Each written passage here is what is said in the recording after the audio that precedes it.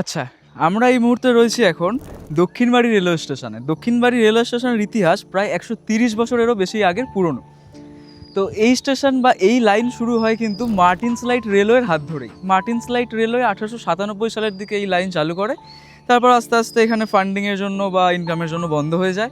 তারপর আবার ২০০৮ সালের পর ইন্ডিয়ান রেলওয়ে এই গোটা হাওড়া আমতা ডিভিশনকে আবার পুনর্নির্মাণ করে।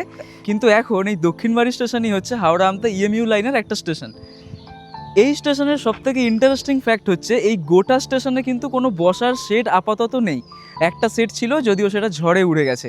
আর এই স্টেশনের আরও বড় ইন্টারেস্টিং ফ্যাক্ট কি জানো? এই স্টেশন থেকে বেরোনোর কোনো রাস্তা নেই, কোনো পাকা রাস্তা নেই। আমি এই স্টেশনের একটা গোটা ব্লগ বানিয়েছি, তোমরা চাইলে এখানে লিংক দিয়ে রেখেছি, তোমরা দেখে আসতে পারো।